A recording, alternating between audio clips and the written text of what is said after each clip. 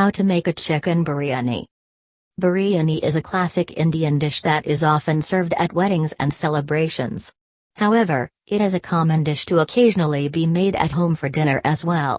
Making a chicken biryani is a lengthy process, but once you taste the mixture of the chicken, spices, and rice, you will know that all your efforts were totally worth it.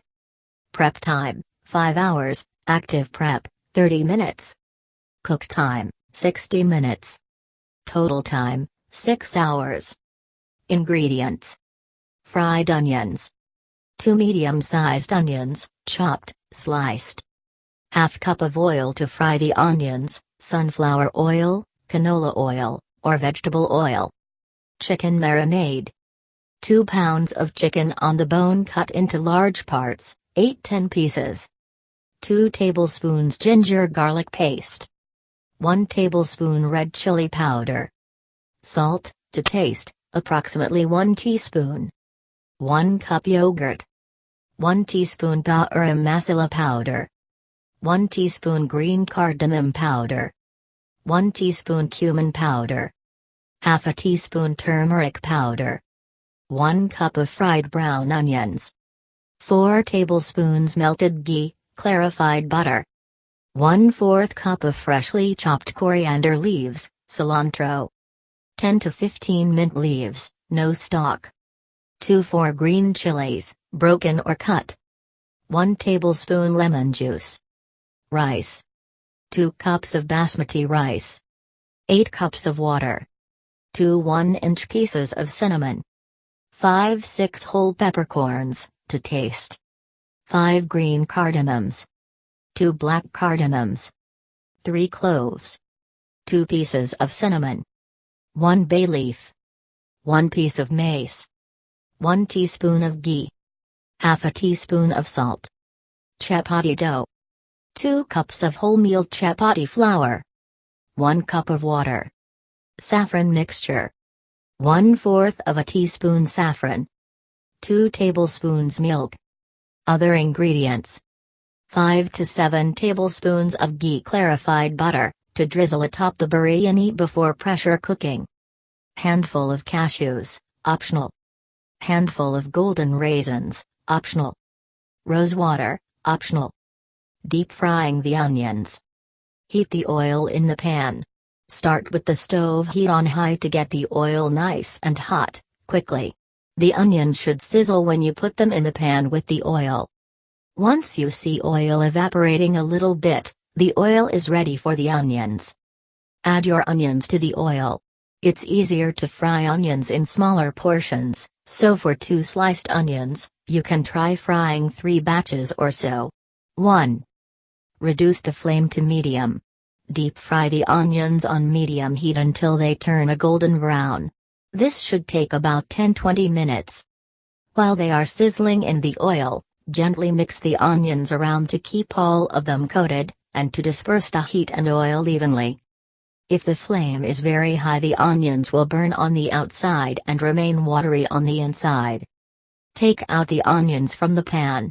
Use a big, perforated spoon, a spoon with holes in it for drainage, to remove the onions from the pan once they are golden brown. You want a perforated spoon to drain out excess oil.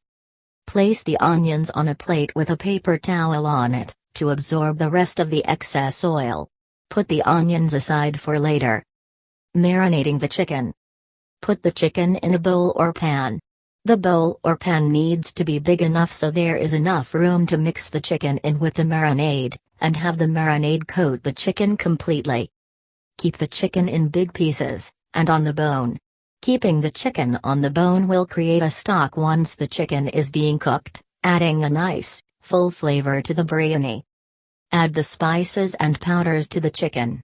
One by one add the marinade ingredients to the chicken. Ginger garlic paste -2 tablespoons. Red chili powder -1 tablespoon. Salt, to taste, approximately 1 teaspoon. Yogurt, 1 cup. Garam masala powder -1 teaspoon. Green cardamom powder -1 teaspoon. Cumin powder -1 teaspoon. Turmeric -1/2 teaspoon. Fried brown onions, 1 cup. Ghee, clarified butter -4 tablespoons. Freshly chopped coriander leaves, cilantro, 1/4 cup. Mint leaves, no stalk, 10-15. 2-4 green chilies, broken or cut. Lemon juice -1 tablespoon. Mixture ingredients. Mix all the ingredients until they are dispersed thoroughly, and the chicken pieces are completely covered with the marinade mixture.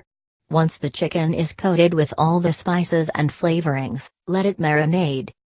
There is a wide range of how long you can let the chicken marinade. You can marinate the chicken overnight to ensure the chicken absorbs all the flavors, or you can marinate it for less time.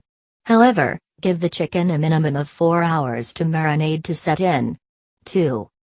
Refrigerate the chicken. Once you are finished with the marinating the chicken, cover and place the chicken in the refrigerator, and work on the other parts of the biryani. Preparing the rice. Soak the rice. Rinse the rice with cool water to remove some of the outermost starch, and then allow it to continue soaking in the water. Let the rice soak between 30 minutes to 1 hour.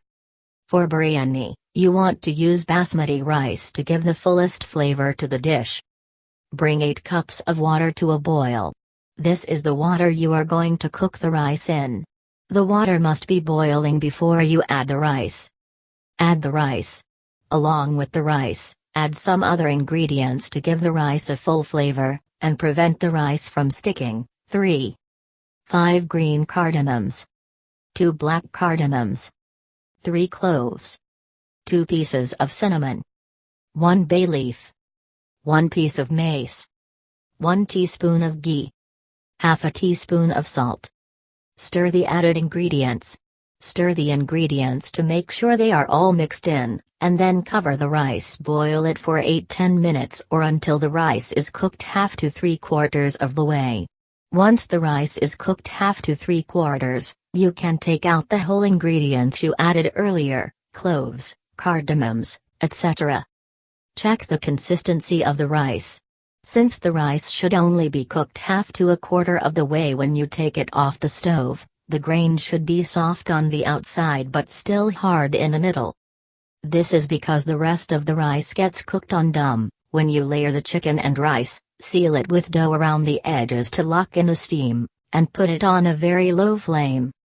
You can tell how cooked the rice is by taking a grain and pressing it with your fingers. The rice should break apart into pieces, but still have a hard texture to it.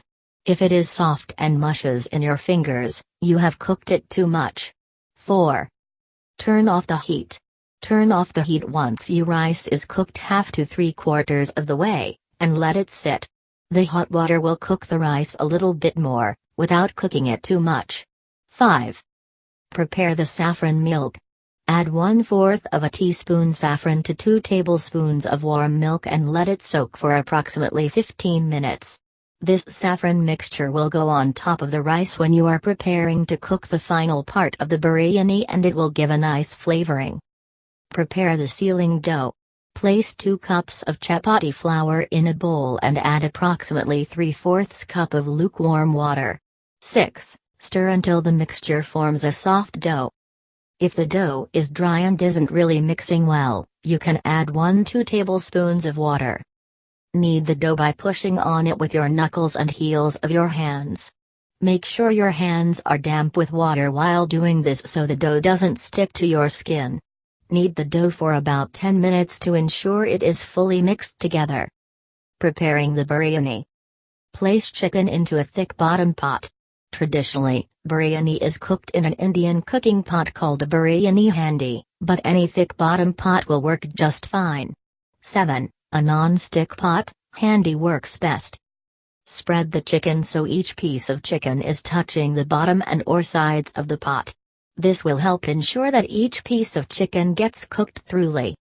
Spread the rice. The rice that you cooked earlier is now ready to be added to the chicken. Create a layer of rice, adding about half of the rice on top of the chicken. With your perforated spoon, pack the rice firmly into the pot.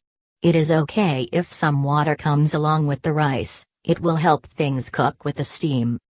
On top of the rice, Sprinkle on fried onions approximately 2 tablespoons, chopped coriander leaves approximately 1 tablespoon, and mint leaves, approximately 8-10. 8. You can also sprinkle on cashew or golden raisins, but these are optional. Add the next layer of rice.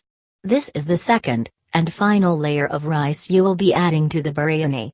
Once the rest is spread evenly, add on the rest of the brown onions, approximately 1 tablespoon, a little bit more coriander leaves, approximately half a tablespoon, mint leaves, 3-5, the saffron milk mixture, and approximately 6 tablespoons of ghee. 9. An alternative and optional topping is adding some rose water. Just add about half a cupful, and sprinkle it over the top of the biryani. 10. Put the lid on the pot upside down. Roll the chapati dough into long pieces and put the dough on the edges of the pot's upside down lid. 11. You add the chapati dough to the edges of the lid, so when you turn the lid right side up, the dough seals the pot so the chicken and rice can steam cook together. Press lightly but firmly to make sure the lid is secure and tight. You can add a weight to the lid to ensure that it stays sealed, but usually if you use the dough, it is sealed good enough. Cook the biryani. Keep the biryani cooking for about 5-10 on high flame. Then, take the pot off the flame, put a cooking plate on the flame, and place the pot back on the flame with a cooking plate. This is the safest method to cook the biryani and make sure the biryani doesn't burn because of the direct contact with the heat. 12. After about 35 switch off the flame, but don't open the biryani yet. Let the biryani sit for another 10 minutes. Carefully remove the pot's top. The dough will be a little cooked and hardened, but crack through it, and take off the top to check the biryani. A lot of steam will come out, so be careful not to burn yourself. Slowly stick a large spoon on the inside side of the hand and lift to get the bottom layers of the rice out. Then, as you work your way down, bring up a piece of chicken.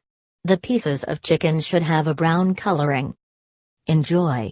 Usually, biryani is eaten with your hands, and is served with raita, a cold, refreshing, yogurt condiment. 13. Tips. If you don't have a lid, use aluminum foil to cover the pot. Cumin seeds can be substituted for black cumin, if needed. Warnings. Do not overcook the rice.